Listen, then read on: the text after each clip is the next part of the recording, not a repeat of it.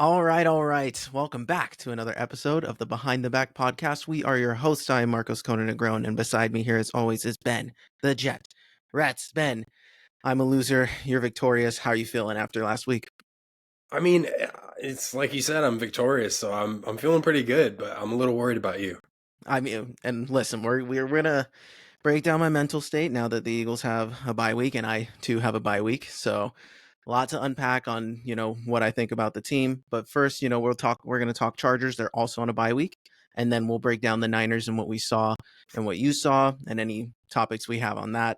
And then we're gonna do a little Kings talk today, guys, because media day happened yesterday, and there was a lot of stuff that we can take away from, and we'll have some conversations about the team entering the season. So Yes, let's sir. start. Let's start with our Chargers check-in. And the Chargers, unfortunately, came off of a 17-10 loss to the Kansas City Chiefs, and it was a lot closer than everyone anticipated. The Chiefs had to deal with some injuries. So did the Chargers. The Chargers were missing a lot of guys. Herbert was just a statue because his ankle's hurt. Surprised they played him. But I get it. It's a division rival at home. You kind of want to do what you can. Was there anything from the game that stood out to you, or just, now that they're on the bye week, is there anything overall that you really liked about them, or think that like, maybe this isn't working the way I thought?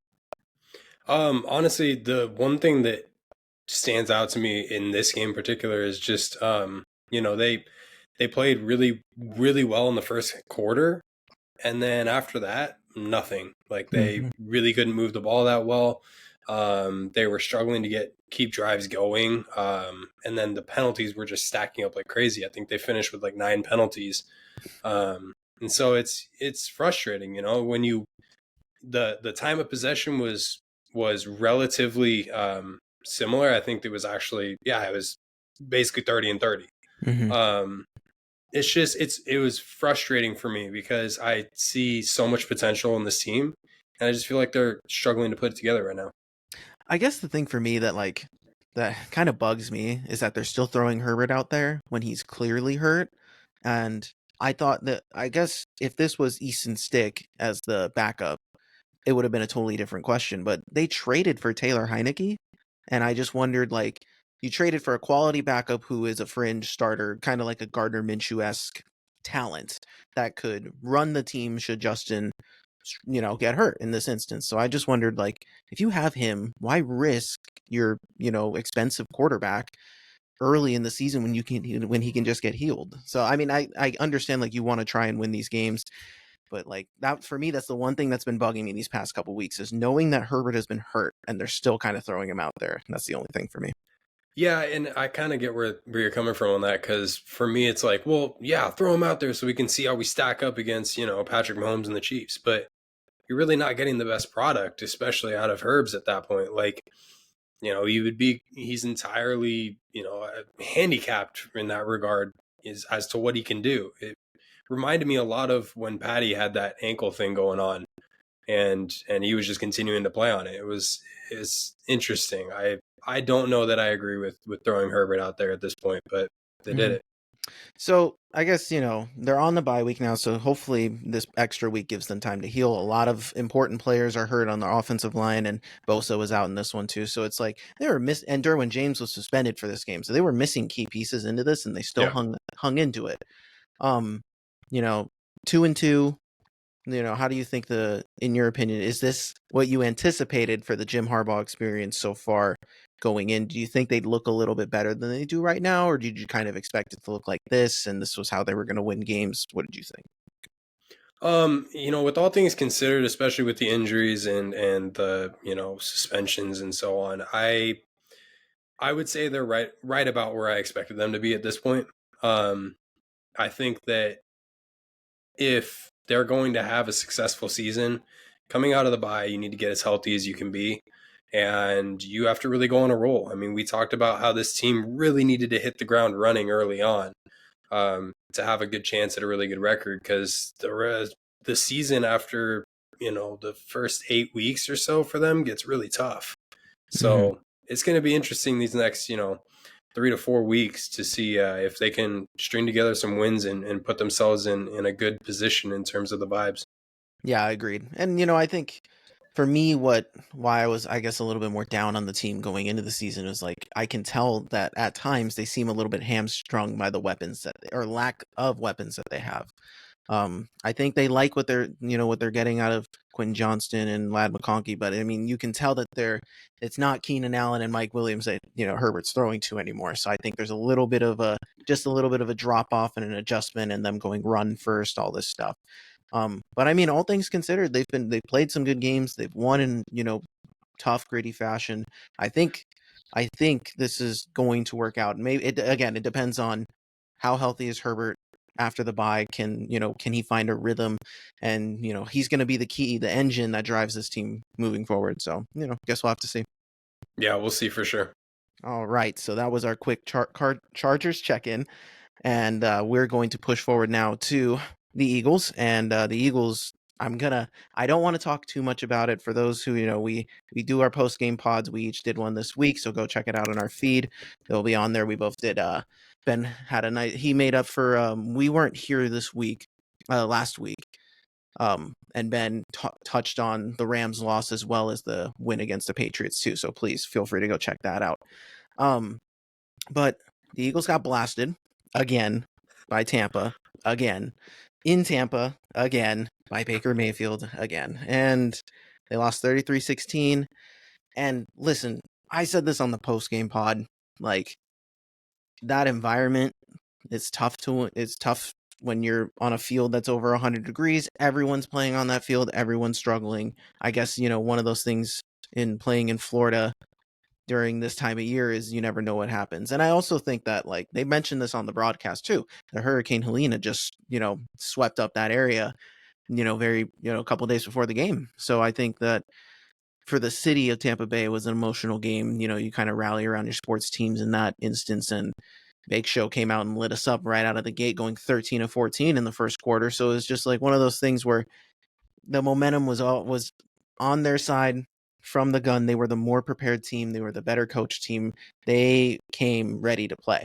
And the Eagles they looked exactly how they looked in the playoff loss when we pulled up on them last January. And there's a lot of negatives. And I guess what I'll do here, because the game itself, like, I would do like a moments of the game section here, but there wasn't any moment. There was one moment in this game that was worth talking about, and that was Saquon breaking off another 60-yard run. I think what I'm going to do for this portion, now that, the Eagles are on a bye, I'm going to take a bye in terms of having to talk about the game itself. I want to talk about just how kind of my temperature. It's early in the season. It's the first quarter of the season. We get the early bye. So it's really hard to evaluate a team after 4 weeks, right? Because so much can still happen. And this team was a drop away from being 3-1. Like there was plenty of opportunities for us to look better, play better. I think if I had to give, I'm going to start with just offense, defense, special teams. Offense is getting a solid C. They've had flashes, they've looked awful, and they've looked great.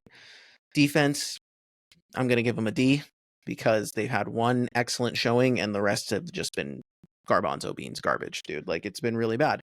It's been a bad experience so far. And special teams, probably giving them a D as well, dude. It was a fiasco the past couple of weeks. And Jake Elliott, the only real attempt he's had that's mattered is since the Packers game was a 60-yarder, against New Orleans when they were trying to get some points at halftime. But like, I don't fault him for missing that at 60 yards, right? So, but it's especially last week, the punt return unit was a disaster. Like, Isaiah Rodgers is pushing Tampa Bay players into Cooper DeJean, like, and he thought that was okay. And it's like, Cooper, I felt bad for DeJean because he never got a chance to field a punt normally. Keely Ringo runs into him and just slams in. Like, it was bad. I felt really bad for Cooper, and it just looked bad because on the plays where our defense held Tampa Bay, we literally fumbled the kickoff and stuff. It was just bad. It was just really bad. And I think it's a common theme for a lot of these for these teams that had high expectations. They're faltering on some of these, little things. So when I look at like some of the players I want to shout out for being great so far, Saquon, Like he has been the best player for us this season, and I thought he was going to have an almost CMC-esque impact going into the season. I predicted that he was going to have a huge year. I didn't anticipate it being as good as it is now. He's third in the league in all-purpose yards. Like, he's right there with Kamara. And Henry had just had a 200-yard game the other day. So it's like, it's Barkley's been hanging in there. He's had over 100 all-purpose yards every single game that he's been here, and this is the longest streak he's had for a while. I forgot, it was a stretch in New York that he had this, this level, but he hasn't played like this in a long time. So the Saquon experiment is working. Despite missing AJ and Devontae, Saquon's still finding ways to, get involved and be a presence. So he's been great. The O-line, battered up as they were, they lost Lane Johnson last week, and it was not pretty last week. But overall, following the loss of Kelsey, I think that this team has played above average football and played better than expected, missing a Hall of Fame level player. Everything else, not great. Like, not great. So when we get to the bad, I wonder, I've been mulling this over, because there's a lot of things that are wrong with this team right now. And again, injuries to 3 of our top 5 offensive weapons. Yes, that'll affect anybody except Brock Purdy. But but defensive issues, I think on the defensive side, Vic Fangio has struggled to adjust to what's happening in game. He's relying on these older guys like Avonte Maddox and Slay. And I love Slay. Slay's fine, but I also think, like, guys like Maddox, he's got to go. Like, he's got to go. Put Cooper in there. Like, I don't care if Cooper gets burned, because he needs to learn. The guys need the reps. I don't care if they get burned. He needs to learn. He's not going to learn if he's not out there. And I think there was a report, Fangio talked about it this week, that Cooper is close. Like, he is very close to being the starting slot. And I do think that with this bye week, another week of practice, he's going to solidify and take that spot. And we'll see him week 5 as the starting slot corner. But, outside of one game, the New Orleans game, which was a wonderful game, they did a great job. But this Eagles defense has not looked great. They're allowing all the soft stuff. The Baker just threw it 5 yards deep and then let those guys do the rest of the work. And we missed 15 tackles last game. Like, you're never gonna. That was exactly what happened in the playoff game. We couldn't tackle them to save our lives, and it was disappointing. And it wasn't like they weren't giving an effort. They were, like. And that's the scary part, is I wonder how much of this is actually fixable just off of technique and effort, and maybe putting in a couple new faces to kind of, switch it up a little bit. So I don't know. We're getting guys back like Sidney Brown. He's coming back off his torn ACL, so he'll get his first action. He was a great tackler. I'm interested to see how Cooper looks when he gets extended minutes. I have no idea what we're doing with Devin White. Bryce Huff is unfollowing the Eagles on social media, even though we paid him money. The vibes around this team are not good. Let me just tell you that now. They were already tumultuous going into the season, and that's why I emphasized when I freaked out 2 weeks ago that we needed a hot start, because winning cures all, and losing just exposes a lot of issues. So, like, on the defensive side, it's just a mess, and I don't know how we're going to fix that. I don't know how this team gets to look confident, and I wonder if it's schematic. He needs, Fangio needs to move around some of the guys that we have now to different positions to make things work, but we're in dire straits. I have an idea. Oh yeah? Let's hear it. Hassan Reddick. Yeah, I know. So I saw the report. I think Schefter came out with a report that apparently it is impossible for the Eagles to acquire Reddick now. Because of the way that we traded him. I think there's a rule in place that we can't bring Hassan Reddick back after trading him for 2 years. So that talk of like bringing him back is unfortunately out the window. Trust me, I thought about it. I know Bryce Huff for Hassan straight up. It would have been, I think both. Honestly, I think he would have fixed a lot of what's going on. Like, yeah, I don't know. That's tough. That's the gamble you take, right? Do you pay, when you want to pay someone, but he's over 30, it makes it tough to like invest top level money into that. when there's no guarantee that by the end of the contract that he's going to be, what he has been. But in hindsight, it's easy to say that was the wrong move, right? But the defense has its flaws. But they have done some good things this year that I think we'd be talking about them a little bit differently if the offense executed better. And because the defense has bailed out this team a lot this year, and they've been put in bad spots. The team gets down early, the offense doesn't catch up, and the defense is on the field more. This offense is plagued with slow starts. They're the only team in the NFL without a first quarter score, field goal or touchdown otherwise. To put that into perspective, they have had 8 first quarter drives in these 4 games this season. And they 6 out of the 8 have gone immediately 3 and out from that. So every single time we're starting a game, it's 3 and out.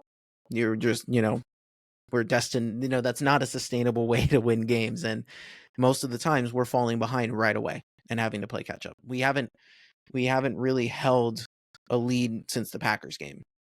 Like even with the Falcons, it was back and forth. The offense is sputtering.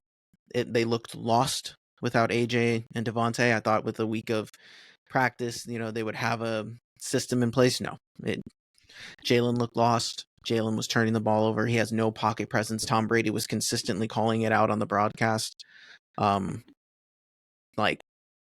didn't throw a pick, but he fumbled. He, turned the ball over twice on fumbles. He got sacked 6 times. That's not entirely his fault. Offensive line was, getting beat. And, I wonder, okay, so here's the debate I have on Jalen. And, you and I'm going to reference your quarterback, Brock, because I can't help but compare the two when it comes to doing more with less. You pay Jalen, Jalen takes this team to the Super Bowl. He looks awesome. And obviously the weapons around him are great, but the consensus, the way he looks, the eye test, he was always the guy elevating this team. He always looked like he was the engine behind the machine. Last year, it was a struggle.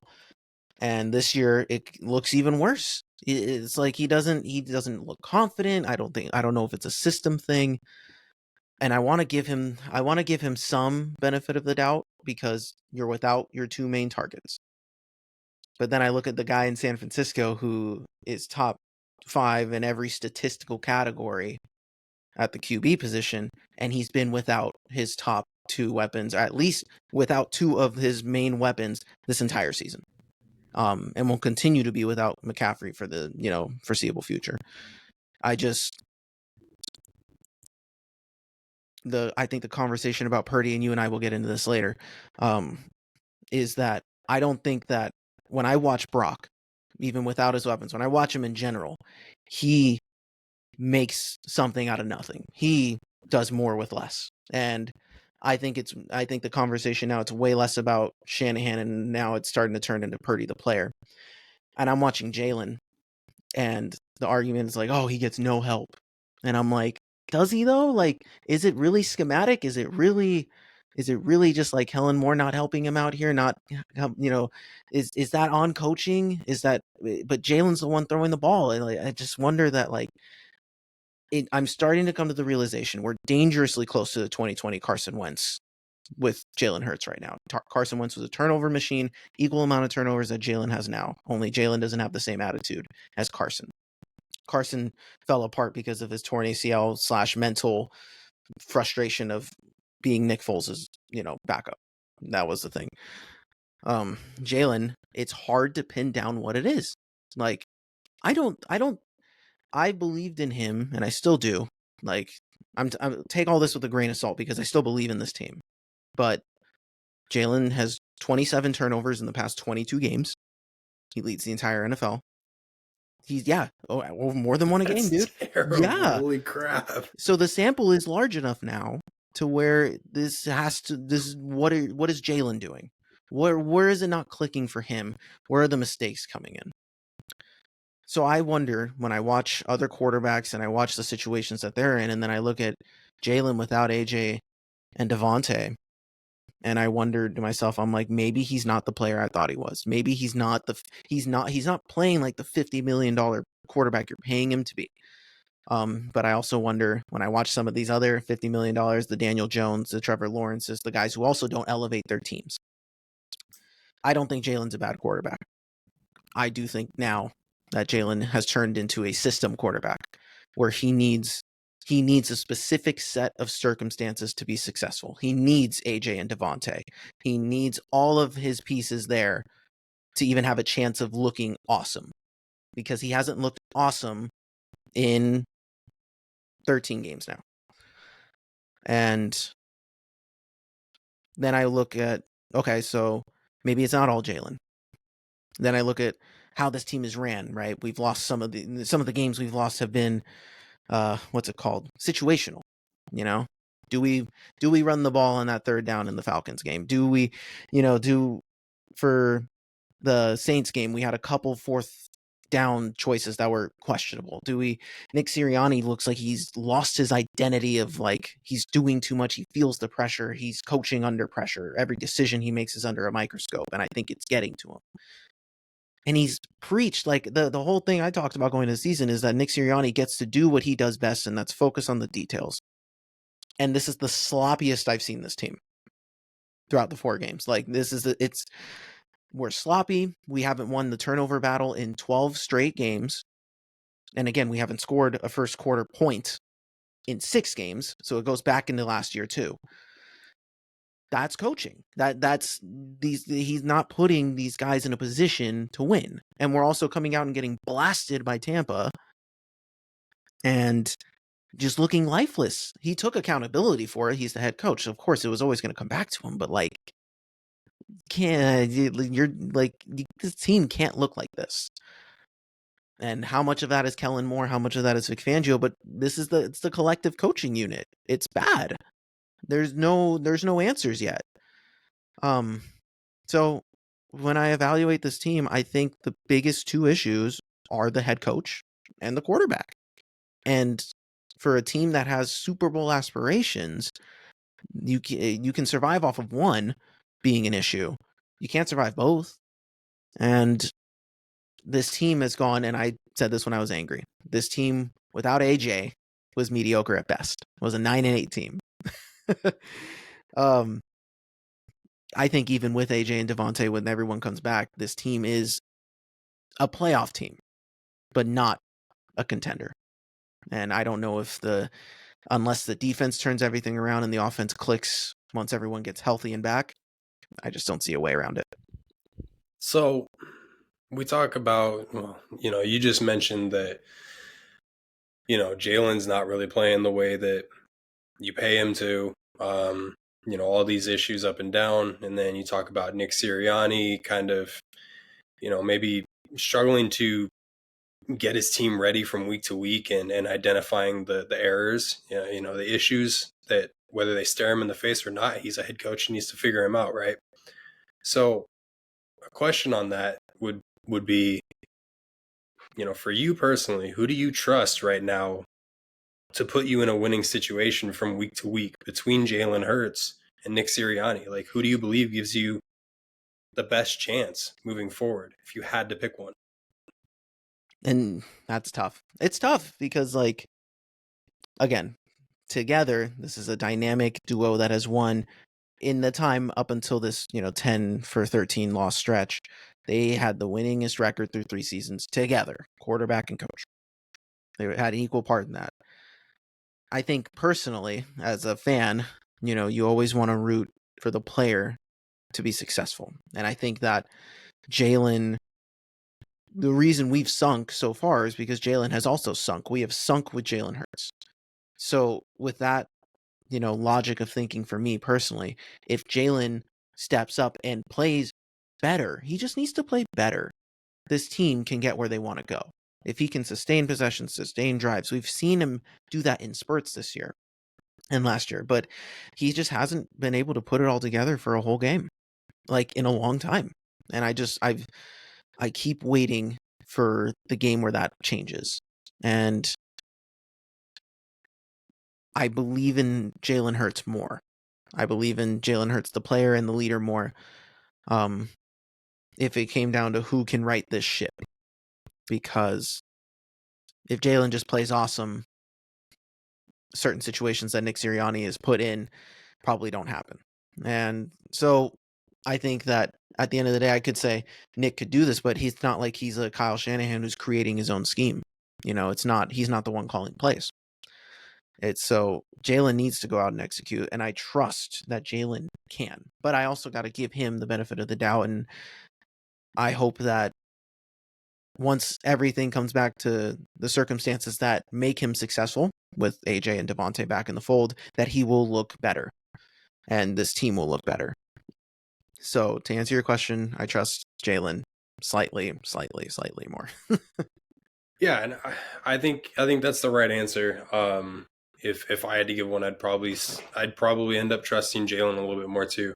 I just, I look at Jalen, and we text about we text every game, right? We have a whole text strand that you can go back and look at any given time, and it's ups and downs all the time, mainly downs this season. But I've said every single time I watch Jalen play, like, I trust him so much more right now using his legs. And maybe that's the direction that the quarterback seems to be going. It seems like, to almost play the quarterback position as effectively as you need to at this point, you have to be able to, get out of there, get out of the pocket. Look at these edge rushers now. They're some of the top athletes in sports right now. Mm-hmm. And so that escapability, seeing what Jalen can do when he's using his legs, there's a different aspect to the Eagles and a totally different just dimension to that offense when he's confidently using his legs. And I say confidently because there's a side of Jalen that I see where if things aren't working, if the game is going however it's going and it's not how he wants it to or not how the team wants it to, he doesn't run the same, let alone throw the same. But when Jalen's confident and he's leaving the pocket sooner than he maybe needs to, but because he knows that his legs can get him whatever needs to be done, it's so much more effective. And then those actually having 4 downs as the Eagles comes into play a lot more, whether you have the tush push or not, And so Mm-hmm. I feel like there's an aspect of I think it honestly comes down to confidence this year for Jalen. And I think that a lot of that stems from, yes, missing his 2 top targets for the season so far, essentially. Mm-hmm. I'm curious to see when the Eagles get healthy, you get AJ back, you get Devontae back, and Saquon's rolling. I mean, Saquon's going to be Saquon. Holy crap, dude. Mm-hmm. He's put Philly on his back every single game. Yes, he has. I'm curious to see, coming out of the bye, the schedule it's somewhat favorable for the Eagles. Okay. You're looking at teams like the Browns, the Giants, the Jags, the inconsistent Bengals, the lowly Cowboys. This is the chance, especially if you can come out with health, to string together wins and get that confidence back, not just in your quarterback, but in the offense and in the team. So if you come back healthy, fully healthy or somewhat healthy, and you win a few, but let's say you drop 1, you drop 2, you drop 3 of these games that I just, mentioned. At what point do you feel like it's time to panic? Is it after that first loss against that terrible Bengals team, or the not terrible, but the inconsistent Bengals team? Is it a terrible Giants team? What is it? When is it time to panic with this team? I would say, because it's hard with this team, because in 2021 we were 2-5 and things looked horrible until we made the playoffs at 9-7. I think it would be extremely concerning if everyone's back after the bye and we come out against the Browns with a week of rest, and the Browns are playing the Commanders this weekend. So who knows what that's going to be like. If we just come out and lay an egg, like play like garbage, I'm going to be worried right there, even if we win. Like this team hasn't won convincingly in a really long time. And when you have an extra week of rest, you should come out and pummel a team, especially one as dysfunctional as the Browns. And that's the other thing, right? Like, this whole experiment has been inconclusive because I know Saquon can be even better. We saw that in week 1 when you have the threat of AJ and Devontae around, right? Kellen Moore can call the game a little differently when you have AJ and Devontae. So and when it comes to the offense, I don't want to crush them too much, man. Like, because everyone's dealing with injuries though, and that's so it's like I'm stuck in this half glass full approach, half glass empty, because it's like I can't make excuses because a lot of these teams are playing hurt and having to make up for it. So the excuse just can't be, oh, we're missing our star players. Everyone's missing their star players. So that's where I question the coaching. I'm like, man, how are we not adjusting for this better? So if we come out, my hope for this stretch, so the Browns, the Giants, Jaguars, Bengals, so it's 5 games, right? This 5-game stretch, the minimum we can go is 3-2. The minimum. And I'm not going to be happy at that either. We need, like, 4-1 would be the most realistic / ideal, because we will probably drop, we'll probably drop either the Bengals or Cowboys game. One of those two will probably drop. But man, I need to see this team go 3-0 like these next 3 weeks. They have to beat Cleveland, they have to beat New York, and they have to beat Jacksonville. All those teams are a combined 2-12.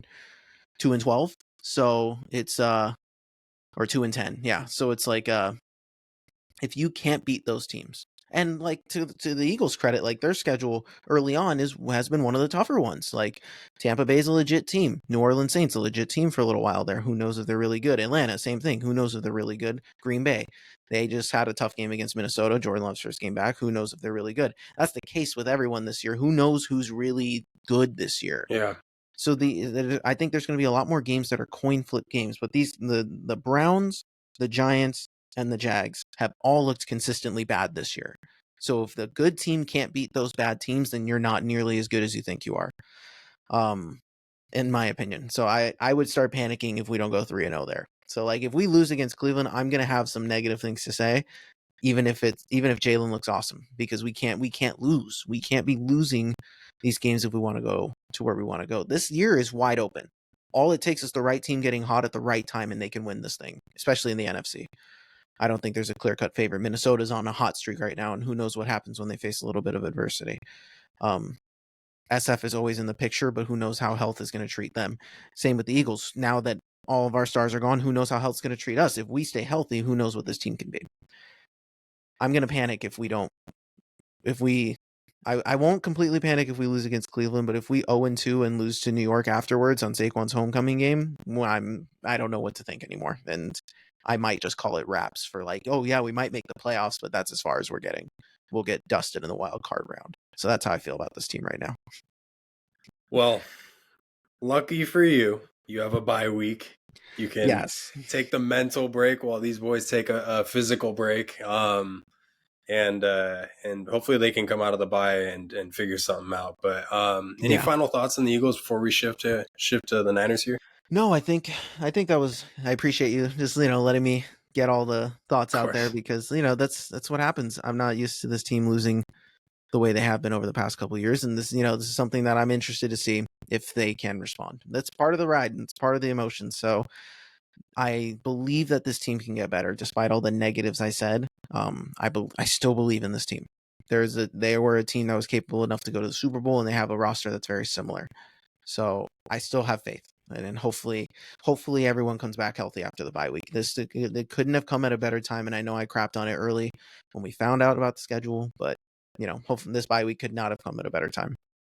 100%. And speaking of a better time, the Niners get a get back win against the Patriots, and that couldn't have come at a better time. Yeah, so seriously. Sunday, the Niners win 30-13 against the Patriots, and I mean, we didn't really get to talk last week. We took the week off, and just a little bit of a backstory on that. It was a mental week for me personally. I lost my Bubba Bear, my dog of 12 years. What a legend. and it was rough, but took a mental week and assessed my emotions and got everything in control, and I'm back better than ever now. So and hopefully the Niners are too, and that's what I'm banking on. So I handed out game balls in my post game. I will just highlight the one dude who is honestly not just going for a defensive player of the year at this point, but he might as well be making an MVP run in Fred Warner. Woohoo. It's incredible what Freddie's doing right now. I'm like rattling my brain trying to remember a time when a defensive player has made my jaw just hit the floor. And the last time, honestly, was probably Aaron Donald. Like, Yeah. that's probably the last one. And before that, I would probably say, man, Tough, I'm I know. blanking on his. I'm blanking on his name from the Steelers. Can't believe I'm blanking his name. Not Watt, right? But Mm-mm. are we talking about No, what position?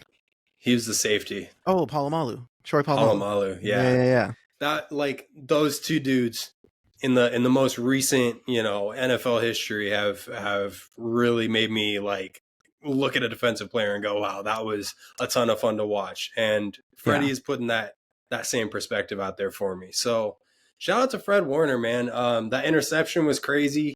He just continues to fly around the field, and it's crazy. However, he did go down in this game with an ankle injury, and it was on the fumble. He just kind of like shifted his weight a little bit, and his ankle wasn't quite underneath him, and so it was like a low grade ankle sprain. And so they're putting him on rest this week. He sat out of practices this week. He hasn't done any practice. I don't expect him to. I don't know what his availability looks like for the game on Sunday. I was about to ask. That's up in the air. We'll see. Kyle is still kind of yet to even say anything about that. I think the door is remaining open for both. Aside from that, Kittle also went down with an injury again, and he's been dealing with his ribs for actually, honestly, like ever at this point. And once again, it's he made an insane catch. Yeah. An awesome touchdown that Brock had to throw 3 touchdowns for it to finally count as one. Shout out Brock Purdy. We'll talk about you in a sec. But yeah, he went down after that catch, and I think that he was just kind of banged up because he landed square on his back and almost on his side, so it was kind of like rib area. So I think he was just kind of a re-aggravation. Sitting him out again this week through practices. They'll probably evaluate him. I think he'll be a go. I think that there's better chances for Kittle to play than there are for someone like Fred, especially with that injury. Because an ankle, you're always using your ankle when and you're it can out get on the football landed field. on, yeah. 100%. As for like a ribs, you can limit a guy's playing time, or his reps or how many snaps he has. Like, and you can throw Kittle in there for even just quick slants, or if you don't want him to get hit in the rib section, just have him blocking. Like, there's ways to kind of protect him. So I would be surprised if Kittle sits this one out, but the injuries just continue to stack up, dude. And this has been the story of this season. And it's frustrating. Like, it's not just the Niners. It's not just the Eagles. It's league wide. We're seeing guys go out for the season. We're seeing guys go out for weeks and weeks at a time. Like, we thought Jordan Love was going to be out for like 6 to 8 weeks. It's a freaking miracle that he's back as early as he is. And I don't know that he should be. That's a whole nother conversation. But this is one of those seasons. Like, it feels like, I think it was 2022 or 2021 where early on there was just a boatload of injuries across the league. And this is a lot of the reason why you see the records being what they are right now, and a lot of these teams being where they're at. Look at the freaking Seahawks. They're 3-1 right now. And I'm not going to say that, like, the only reason they are is because they've played, injury-riddled teams, but the Seahawks have been relatively healthy. They're one of those teams who has seen health throughout this year so far. So, injuries are playing a factor, and it's something that I'm definitely keeping my eye on. But I will say, Brock Purdy I've come on this podcast for 2 years, and just I've glazed him, honestly. Like I've straight up just called him exactly what he is, and that's elite. And at this point, like it's official. He's the franchise quarterback for the 49ers. And I can't tell you how happy that makes me feel knowing that the Niners actually have a franchise quarterback. Mm-hmm. Like, it has been so long since I have felt this much trust in any player on the Niners, let alone at the quarterback position, which is the most important position on the football field. It is such a good feeling, dude, just to have this confidence. And I feel for you because I know you felt similarly with Jalen Hurts, especially in that 2022 Super Bowl run. Mm-hmm. And then coming out of it, you have your doubts. And coming out of that loss, you talked about a lot of the comparisons with me on this podcast in this offseason about how, well, maybe you should be careful because this is similar to what's going on with the Eagles in 2022 and 3 now. And, I'm just worried about you with the collapse and yada, yada.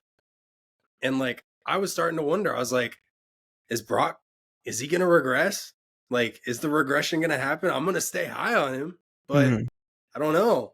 But dude, he's just continuing to be one of the best quarterbacks in this league. And at this point, it's not a question or a talking point.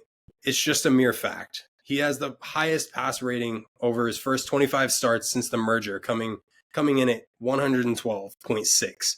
He has the most games in NFL history with a 130 plus passer rating through their first years, through their first 3 years. And by the way, he didn't play a full season in 2022.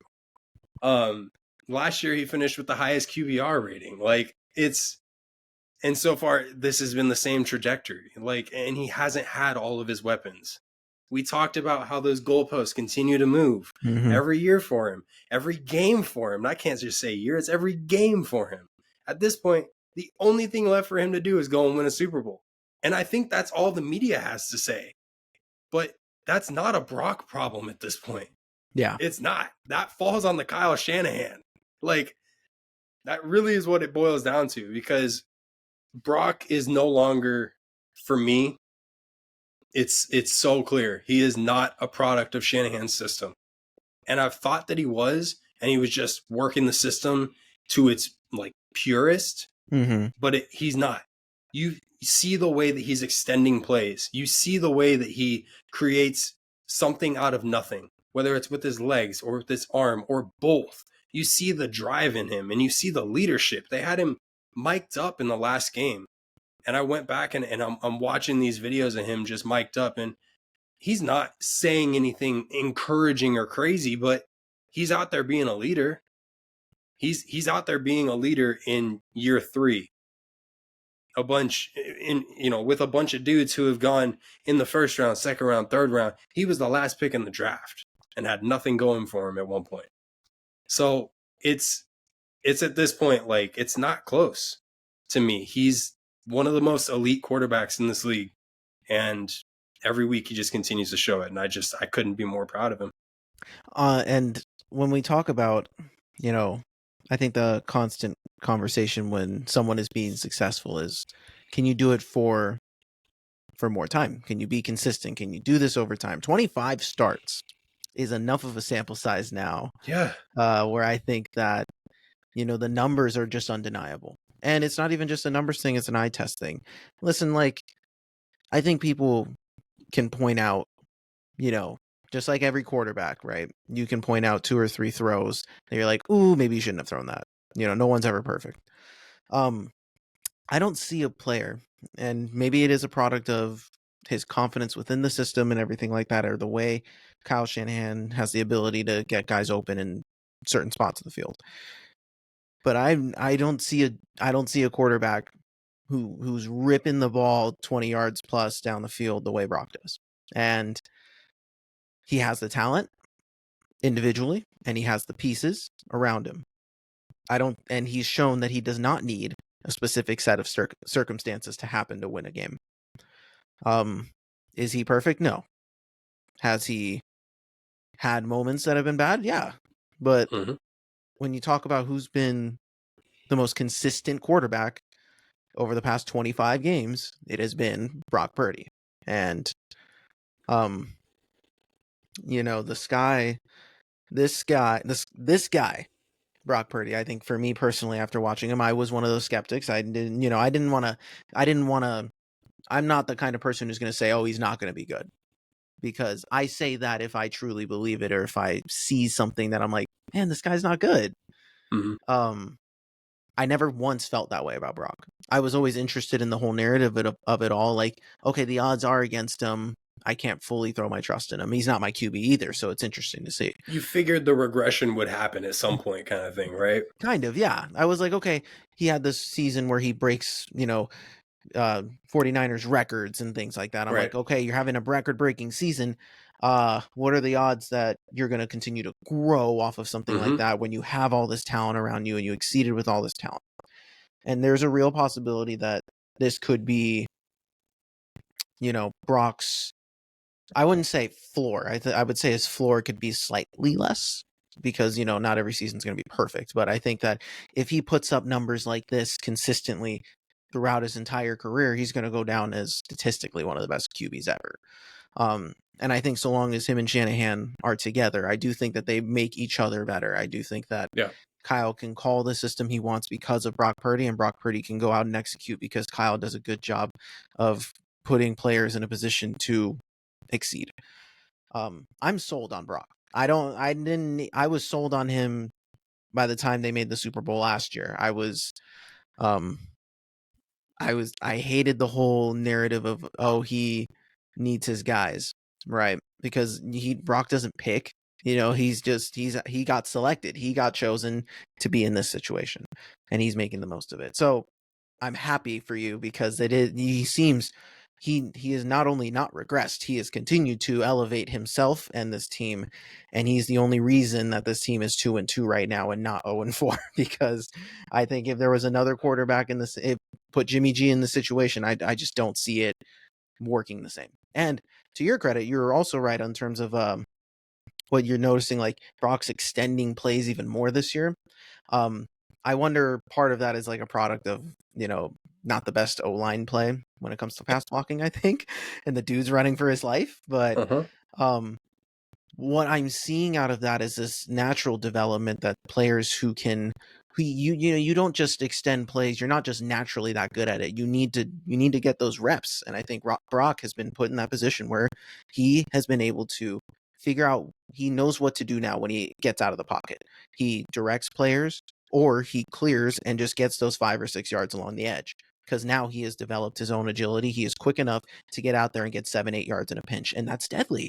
That's literally deadly because this team, the Niners team, the way they ground and pound, you're 3rd and 5 the majority of the time that you're in 3rd down. And all Brock needs to do is break the pocket and it's a 1st down. And that's backbreaking. So, shout out to him. I never needed to be sold on him this year. I was already under the impression he was going to be awesome. But dude, like, I think I agree that I think he is the QB of the future for the Niners. I hate it, but he's the guy. So, it's hard. It's hard to deny it at this point. I don't, and And like everyone wants to. It's funny. yeah, and that's like at this point, I've had my battles with the media, and I will never forgive them for hating on Brock and continuing to hate on Brock. Nick, right? But I like I really just don't even care about the media's opinion of Brock anymore because I've seen so many wins because of Brock. Exactly. Not just with Brock. I've seen it because of Brock now. And that's how I know, like, there is nothing left for him to prove. I don't care if you prove anything to the media or not. You've proved it to the Niners organization. You've proved it to the Niners fans. And you've proved it to a vast majority of the players across the league in where they place you in the top 100 players. Brock Purdy is one of the best quarterbacks in the league right now. And he's not done growing, I don't think. He's, like I said, he's in year 3. Yeah, Like, exactly. and what I saw him give to Juwan Jennings and 175 yards. Don't get me wrong. Juwan made some insane plays. Dude. But that's one guy, Marcos. He didn't have George. He didn't have Debo. Mm-hmm. He didn't have CMC. He had Brandon Ayuk, but did he have Brandon Ayuk? Like, he was targeting one receiver, dude. And this is where I'm thinking about it, and I'm like, holy crap. Put him on a team with just a prime Devontae Adams, and let's see what they can do. You know what I mean? Like a one target kind of thing with a consistent defense, and you've got a dominant team again. So the future for the 49ers, in my opinion now, is in great hands, because you are going to pay Brock a boatload of money this offseason. He's going to be one of the highest paid, if not the highest paid quarterback. And eventually that money's going to catch up. It's going to take like 2 years, but once it does, you're not going to be able to afford the superstars across the board. But this team's going to be okay because you have that franchise quarterback who has learned to use weapons, whether they are the best weapons or just an average weapon. They are who Brock Purdy needs to be throwing the ball to, and that's all he needs. He just needs a target, and he can make it work. I'm so freaking confident in Brock now. Like, he can go out there and throw 5 picks on Sunday, and I'll still be confident because I've seen such a large sample size. This is all being said while remembering that Ravens game on Christmas Day. That was a terrible game, but they had his number. Name me any quarterback who hasn't had bad games in their career. Like, it's just crazy to me. I'm so hyped. I'm so happy about it. It means that the 49ers have a really good looking future if this kid is going to be a part of it. And it just comes down to paying him, right? So I'm stoked about Brock. He played his ass off. He threw that one pick in the game, and that was a terrible ball. I won't lie. He didn't need to throw that. And it was, he paid for it. But you already winning that game. You were always going to win that game at that point. It was just, let me see if I can pad my stats kind of thing. And look, it didn't work. That's okay. We move on. We won 30-13. Now, where I am concerned with this team, and this is my last point before we move on to it all. The defense has been, let's just say, up and down, and a lot more down this year than normal. Yeah. And I think I pinned that on Nick Sorensen, and I probably pinned that on Brandon too, and probably both of them, because I think they're both trying to still figure out exactly their roles and how to play them. But when you have a boatload of talent on the defensive side of the football, and you're ranking in the bottom of numbers of different statistics defensively, that's a problem. They played a really, really good game defensively against the Patriots on Sunday. They had 6 sacks, 1 interception, 2 forced fumbles. It's great. That was the worst offense in the league in the Patriots. So, this doesn't change the narrative for the season for me. It was nice to see, but I need to see more. And you're going up against on Sunday, and I'll transition here now to a little pregame, right? You're playing against a team in the Cardinals on Sunday that they got a lot more weapons offensively than the Patriots do.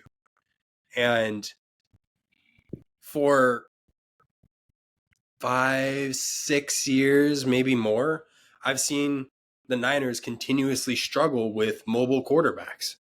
Like, every time I see a quarterback that can get out of the pocket and go for more than 10 yards before going out of bounds, I'm terrified. Lamar Jackson's done it. Kyler Murray, who we're seeing on Sunday, he's done it multiple times to us. He is actually the Niners' kryptonite in a lot of ways. Jalen Hurts, terrifying. Like, the way that the Niners have to scheme against quarterbacks is expecting them to run against you because it's happened so much for so long. So I'm concerned.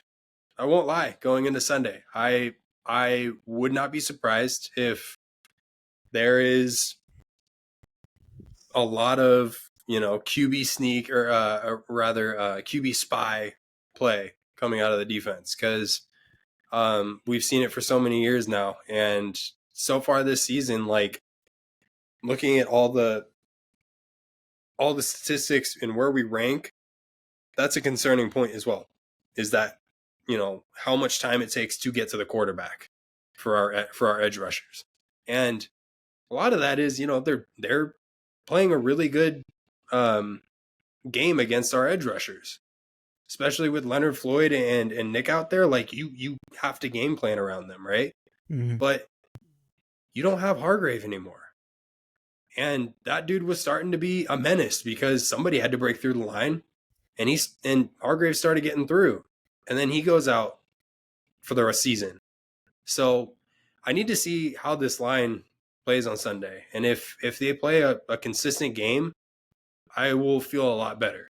And I know the Cardinals aren't the best team offensively, but for the sole reason of what I just talked about, that quarterback escapability, if you can get that under lock, I'll feel a lot better about our chances defensively winning games going forward. As for the offense, I mean, I'm not tripping too hard. I'm really not. I think that we will find a way to continue to move that ball. I think there's going to be a lot of ground play. I think that Jordan Mason is going to continue to have just an awesome season. He's so far on his way to 1,900 all-purpose yards, and that would be the highest since Christian McCaffrey did it last year. Mm-hmm. He's having a killer season, and I expect more from him. I think that, last week they actually didn't have to lean on Jordan that much, but you played a terrible Patriots team. And so you could air that thing out a little bit more. Mm-hmm. This week's going to be a little bit different. So as far as, offensively, defensively, the concern lies defensively. Now, where it really gets bad is that special teams. We've watched them make mistake after mistake, and it's cost us 2 games now, which are the only 2 losses on the season. Anyway, it's cost us 2 games. That's that special teams unit, and it has just come down to execution, and that seems to be like the staple of the Niners for the past, I guess, like 4 years, really, since like they hit that stride, that 4 or 5 years. Mm-hmm. It's been execution, and they've been one of the best teams to execute. When things are clicking, this team is pretty unstoppable. And what hasn't been clicking at all is that special teams unit, and that needs to get addressed immediately, because if your special teams is costing you games, that's a massive problem. So that's probably my biggest concern going into the week. Yeah, and given the whole Will Fred play, that'll play a huge impact into the defensive side of things. But no, I agree. The special teams, I haven't turned on a Niners game. I haven't seen a Niners game that didn't involve some nonsense in the special teams department, whether it's a moody miss or a muff punt or just miscommunications. It's just those are the errors that you lose to bad teams doing things like that. And that's something that good teams like the Niners have to clean up. And I agree that I feel like for special teams, it's harder than it looks. I think all of it's harder than it looks, but like special teams, it's always considered just like simple. You're kicking and catching a ball. I just wonder, like, I don't know what the issue is with some of these teams this year, but for our teams in particular, it just like now we're nervous every single time we get a stop. It's like, oh crap, we have to punt it. They have to punt it to us. Can we just fair catch it and just move on and give the ball to the offense? It is a little nerve wracking. Okay, so, but I mean, I'm not worried about. I mean, it's a divisional game, so I did think about this a little bit, and I have bought into the Cardinals hype a little bit. I think they're frisky, but I do think score wise, for me,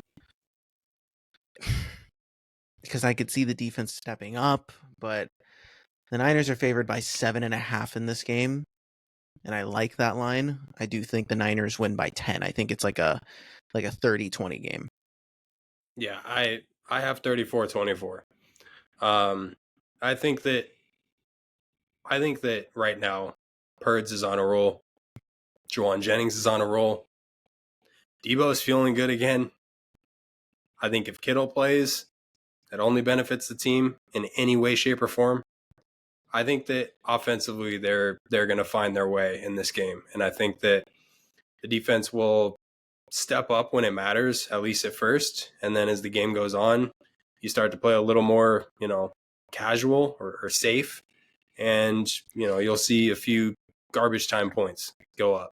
And that's why I have it to like 24, because I think 2 touchdowns and a field goal through 60 minutes makes sense against a team like Arizona for a defense that the Niners have. Yeah. But that's if everything's clicking. And I talked about my concerns. If it's not clicking, the Cardinals can put up 30 on you in a second. Yes, they can. they have a really potent offense. You just have to play it the right way. And teams have kind of put it out there how to play the Cardinals. Like there's a way to beat them. You got to execute it. And I just talked about execution, how important it is. So we'll see on Sunday. I'm hyped. We get to watch them play. The Chargers are off. The Eagles are off. So it comes down to the Niners. How do we do? We'll see. No, that's awesome, dude. Okay, so let's transition over to our betting picks of the week.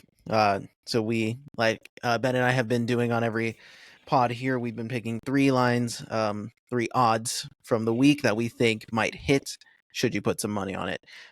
If you want us to put money on it, help the show grow, help us make some money on the side doing this, and we can put some of that money into that and put the money where our mouth is. So, that's something we're getting the reps in now. So then when it's time, we're gonna be locking in. So Yes. Ben, I will let you start. What is your first pick of the week? Broncos versus Raiders. Interesting. Broncos are currently favored by 3 points. And wow, oh wow, the Raiders are a freaking mess. To favor the Broncos by 3 points is an understatement. I think I don't think the Broncos are good, but the Raiders are terrible as terrible gets right now. And they're as down bad gets, and the vibes are low. I think the Broncos will win this by at least 2 field goals. I think 6 points or more. That's awesome. I love that. Great pick. So my first pick, it's a team, my secret BTB team for myself. The Pittsburgh Steelers versus the Dallas Cowboys. Steelers are 2.5-point favorites at home. And I know Dallas is coming off of that suspect style win on Thursday night, so they do get the extra rest after the game from the Giants. But I mean, they can't run the ball. They can't stop the run, and I'm really interested to see how Dallas handles this Steelers defense. So I'm very curious to see if they can sustain. They have to be perfect if they're going to win on the road. And again, they're not in Dallas, so that makes it a little more difficult for them too. And I'm interested to see it, because even this Pittsburgh offense can just get going on the ground. I think they'll be able to control the game. They've won ugly all year, and I think that if they do win, the narrative on Dallas changes a lot. So, no, I like that pick. So my next one is the Ravens versus Cincy. And look, it's simple. The Ravens, they're favored by 2.5. They also are partial owners of Cincinnati Bengals. And so I can't see that game being, anything close, honestly. I think that 7 or more, the Ravens win this game. Yeah, I like that. Lamar 8-2 all time against Joe Burrow. It's kind of a problem. So it'll be interesting to see. And this is a must-win game for both of them. If the Bengals win, then they have the same record as the Ravens and the tiebreaker. So this game is important. It's really huge, even though they both have not so great records right now. My second pick, we'll go down to LA. The Green Bay Packers are 3.5-point favorites on the road against the Rams, and I think this is a pretty easy one given all the Rams injuries. Jordan Love is back in the fold. He had an awesome second half against Minnesota. I think he'll be able to ride that momentum now that he's starting to come back from injury. And I think this is a good get right game for Green Bay on the road against LA. No, I love that. So my last pick is Colts versus Jags. The Jags are favored by 3. How? And yeah, I don't like that Jags team, bro. One bit. Same. I think the Colts are gonna find a way to win this. So I love that. All right, my final pick. I hate doing this, but this line's like a little too good for me. Tampa Bay Bucks versus Atlanta Falcons on Thursday night.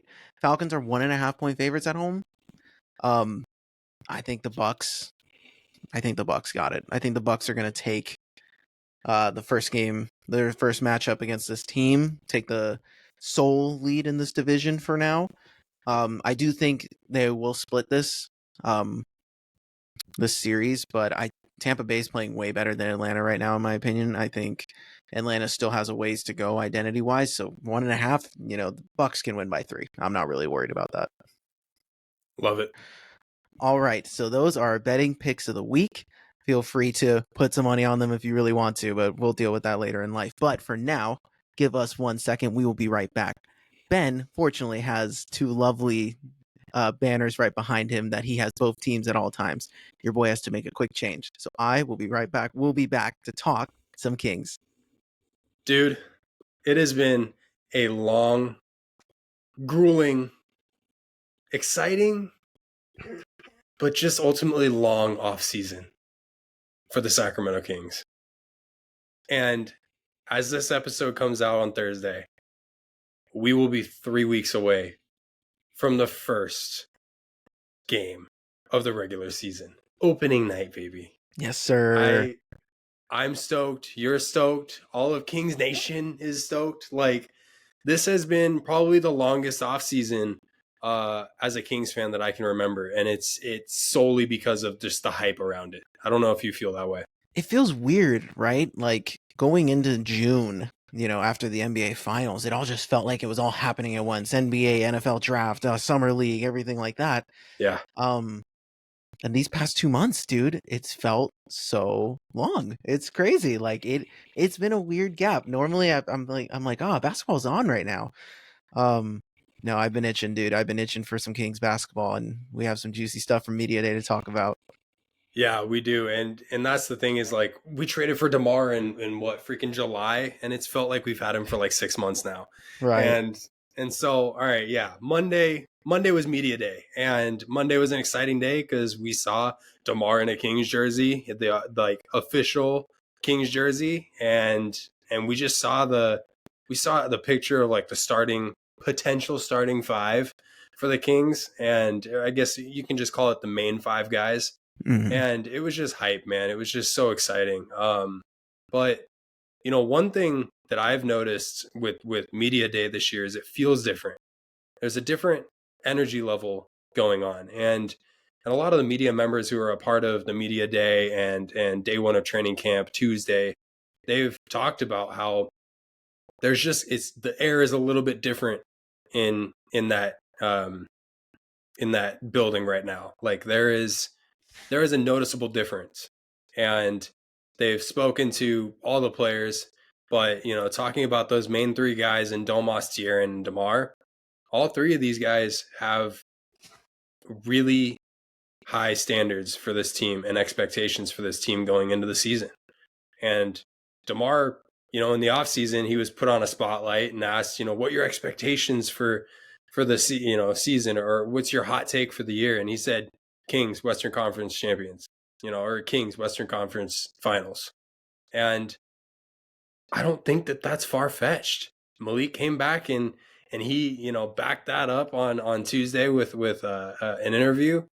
And I'm looking at this team, man, and looking at the vibes going into the season, and just like everything about it, it makes sense that this team could win a lot of games. And I think to piggyback off the vibes thing of it all, DeMar was, asked what he likes, what he's noticed about this team. And he said right away, it was the closeness that this team has together. It felt like all these guys just love being around each other. Everyone's joking around, having a good time. And he's like, I know I'm the new guy, but he's like, I feel like I'm a part of this already. And he said that he loves Malik. He loves Malik's trash talk. He thinks he's funny as heck. And I think that's one thing that DeMar just brings to the table, that veteran presence. And De'Aaron Fox has said he's noticed just the level of looks, the different, how open he's getting now that DeMar is a part of it. And he's like, I understand it's practice and it's not the real thing, but like you can tell that the threat of DeMar is different. And when you hear that, that solidifies all the things we were thinking of going into this when the trade happened. We're like, oh man, DeMar can make this team better. And we find out that our Western Conference rivals are doing a couple different things that are a little questionable. You know, Minnesota and New York pulled off that trade for Cat and Julius Randle, Dante DiVincenzo, crazy move for the Knicks and everything like that. But if the Minnesota Timberwolves don't make any moves as it stands, which I doubt, I think they're going to. I don't think Julius Randle is the guy for them. I don't think that makes much sense. But there's a legitimate chance that that's another team that we will have a chance to compete even more so with. I think that had Minnesota gone in with the same kind of roster that they went into the Western Conference Finals last year, it would have been a much more difficult, daunting task. It'll be interesting to see now that they really only have a few weeks to kind of get this nucleus together. There's no reason to think that this team can't be a, top 4, top 5 seed. And there's no reason to think that this team can't get 50 plus wins. And I wanted to, I know we wanted to talk about this. You and I have talked about goals for this team. And I think we should set a behind the back pod goal that we can keep track of as the season goes. So let's talk about the wins, win totals, and seeding that you would like to see. Ben, how many wins are you looking for this year as your goal for the Kings? So, we already talked about kind of our goal as Kings fans of 50 wins. Okay. And that's a notable goal. If you're a 50-win team, you're a lock for the playoffs. I don't think that you're a 50-win team and looking at a play-in position, right? Right. So I'm looking at 50 wins, and that seems nice to me. But I think it's 5 wins shy of where I see this team. Mm-hmm. Okay. I think this team is a 55-win team. Now, what makes you say that? The 55 versus 50, right? Because this team is, the max is 48. And I know we won DeMar, 48, 46. We're teetering towards that 50. 50 seems like the realistic goal. The argument would be, get to 50 first and then talk to 55. Mm-hmm. So what makes you think that 55 seems achievable more so than, or just about the same as a 50-piece would? Well, for one thing, I don't think we're splitting games with the Timberwolves this year. I honestly think that we'll win all those matchups with them. Aside from that, what really got me excited was exactly what you pointed out in the amount of open looks that De'Aaron has gotten just in the training camps. Like, I'm looking at this team just with De'Aaron and DeMar out there. That's enough to have to handle with 5 guys on the court. Now you're throwing in a closing unit of Malik Monk, De'Aaron Fox, Keegan Murray, DeMar. Like, yeah, that's terrifying, bro. Tough. To close a game out, like, all the Kings have to do is keep that game close, and they're probably given an 80% chance to win in the last 3 minutes. So honestly, I'm looking at the way that the Kings lost a lot of games last year. It was poor free throw shooting. It was poor closing. It was a lack of concentration down stretch, right? Mm-hmm. And I'm looking at this absolute veteran leader that the Kings just brought in. And he fills not just the court in what the Kings are missing, but the locker room presence. This guy is going to have this team ready to go every single night. It's going to feel like 2023 or 2022 all over again when we made that first playoff run, where that season, I don't know if, for me, I felt like the Kings were ready every single game Yeah. because they had to be. Every single game mattered because every game gave you an opportunity towards that goal of the playoffs, and they got back to it. And I don't think those games had the same weight last year. This year, DeMar is going to make sure that, and De'Aaron are going to make sure that every single game matters just as much as the last one and the next one. So 55 wins, I can see it, man. I can see it too. And listen, I know coming onto this pod, I was like, man, 55 sounds a little, maybe just a step too far. But I mean, let's be realistic. If we think that this team is top 4 capable, if we think this team is able to win a Western Conference Finals, then 55 wins is something that we're going to have to see to make that happen. So I can see that 55 wins being the goal for us to do here. So let's put our tracker at 55. So we're going to be having 55 games, and we're going to see if we can hit that number this year. So let's do that. So with that, do you have a specific seed that you're hoping for, or are we just hoping like top 4 seed or top 3, or what are we thinking here? I think 55 is top 4, and I think it's in the West this year. It's probably 4th. I could see that. I would say it's 3rd or 4th. And look, that's home court advantage. Like, I will take a top 4 seed and give me that home court advantage in the playoffs. So yeah. I'm happy with that. Love it. Same. Okay, so then let's switch the conversation of, now that we have our goals, let's talk about, because we're going to go more in depth as the season gets closer. This is just a quick little snippet now that we had the bye week time to kind of talk about this. We can make a too early prediction for what we think the starting lineup's going to be, because like you mentioned earlier, the spot that's always kind of in question is going to be that starting 2. We have 4 starters locked in. So my question to you is, I guess we could do this one of 2 ways. You can tell me what you think is going to happen, who you think will start based off of, anything that you know about Mike Brown, anything that you could guess. And then you can tell me your preference on the starting lineup, who you want, who you think gives us the best chance to win, and then I will do the same. So, I mean, we know 4 of the 5 starters for sure at this point, right? We know it's De'Aaron, we know it's Domas, we know it's Keegan, and we know DeMar. So, right, like you're saying, it's that comes down to that 2 guard. And last year, it was Kevin Huerter for the vast majority, and then he got hurt, and then it was Keon. Not once did they throw Malik in there. Not once did they put Malik in that starting role. And I'm looking, honestly, Matt George of Locked On Kings pointed this out and made a really good point. Mike Brown has been an assistant coach for Greg Popovich and for Steve Kerr. Those 2 guys knew how to use the 6-man position perfectly. They made the most of that 6-man position. They had Andre Iguodala as a 6-man, Steve Kerr did, and then Manu Ginobili for the Spurs. So Mike Brown has a lot of faith in a 6-man because of his background.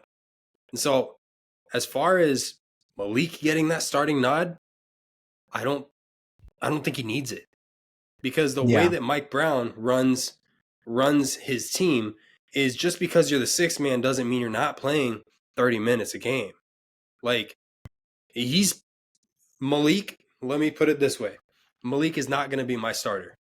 And I don't think that that's the best. I think that is the best move, not starting him, because he will get more playing time than Keon or Kevin Huerter, because he's going to be the guy who closes games. He's going to be the guy who's in the middle of everything during the second and third, closing out the first quarters.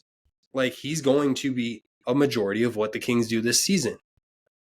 As far as who is going to give us the best chance, and I look at Kevin Huerter and I look at Keon now, who gives us that best chance to win? Dude, that is a lot of firepower in the 4 guys that we know for sure are starting. I want to see a little bit more defense on the court.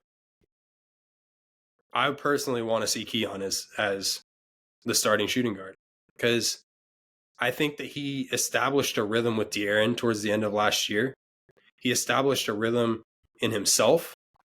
He figured out how to really fit in with those guys. And Kevin's, he's coming off a bad injury. He's still not necessarily cleared to play. He's been doing a lot of solo workouts and nothing contact yet. So he's going to be a little out of rhythm. I think that to start the year, Keon's going to be the guy who gives us the best chance to win. I agree 1,000%. And listen, the whole growth of Keon Ellis is imperative to the success that we have this season. I think Keon is going to be that guy who's, that every team has their, most important role player. I think Keon is going to be that guy.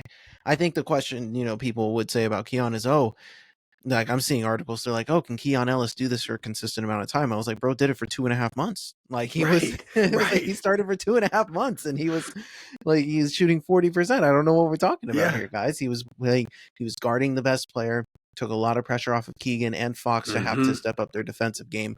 And if you throw him into that starting lineup, Keon's going to do the dirty work. And that's all, like he's going to do it. And I think that what I saw in the summer league from him, you saw that development of him playing well against inferior talent. Like he looked the part out there.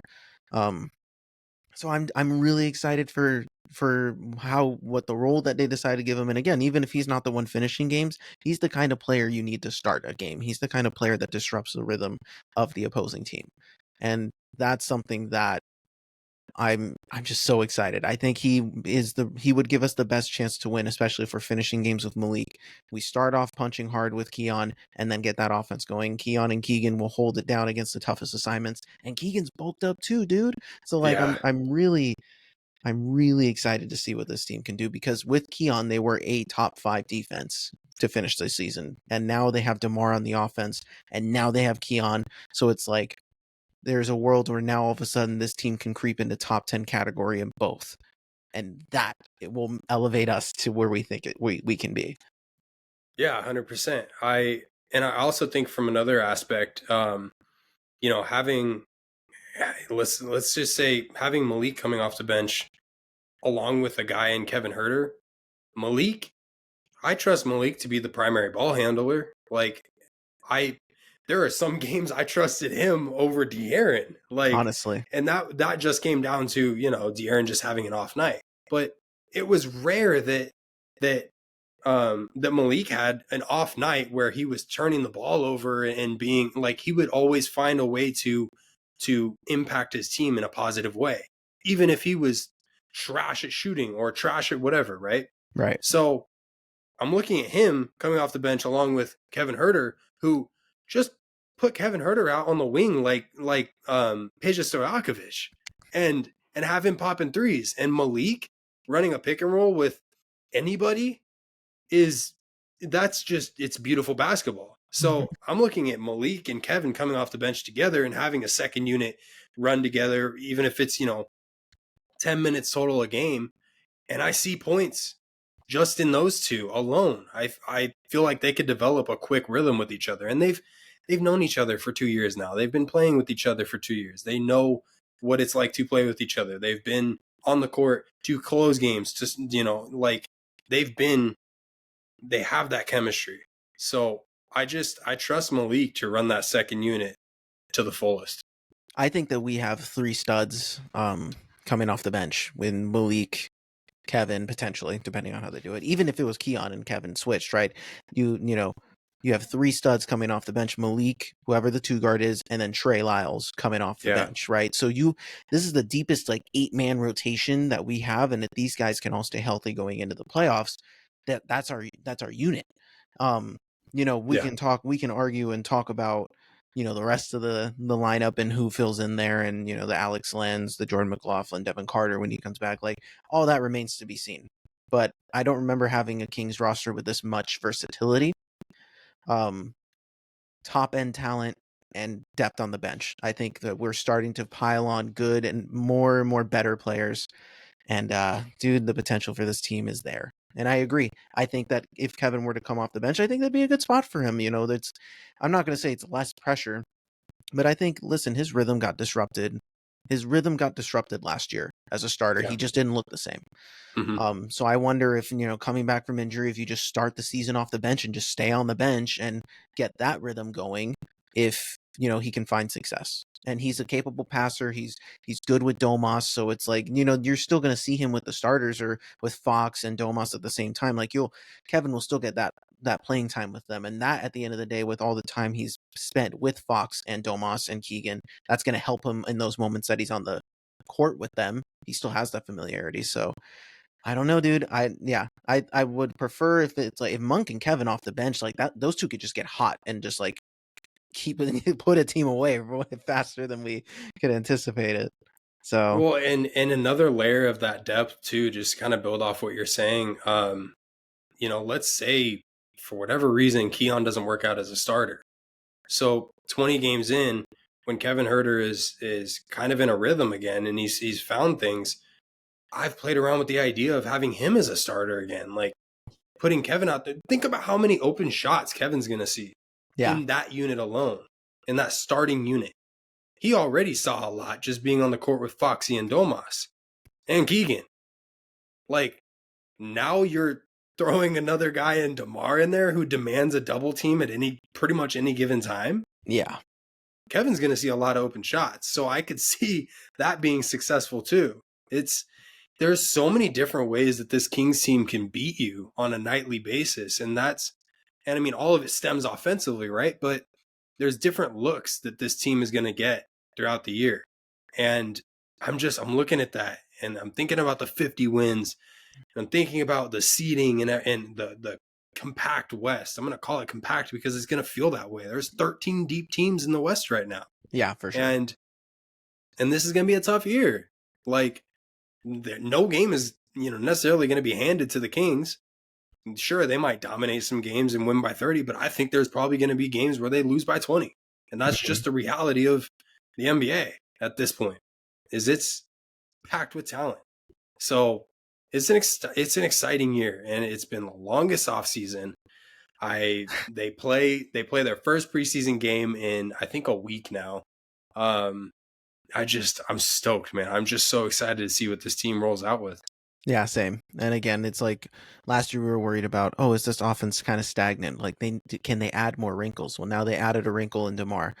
And this can get this offense back to anywhere close to the 2022 offense, and then we're cooking, dude. Yeah, so yeah, there's a lot of potential, and we're gonna find out, we're going to get closer to the season. We'll find out what lineups are going to be, who's doing what.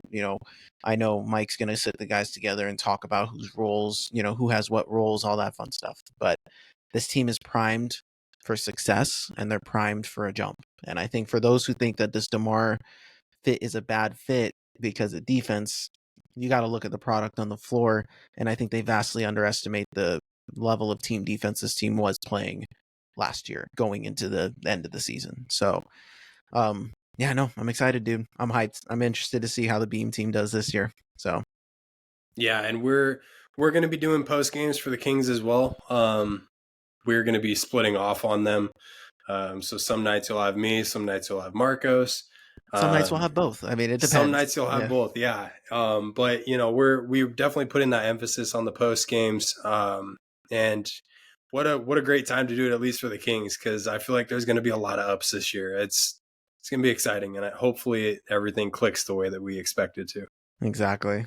All right, brother. Do you have any final thoughts before we head out here? No, bro. It's been an hour and a half. Let's get out of here. Yeah, no, this is a good episode. This is good. We needed to catch up on a lot of info.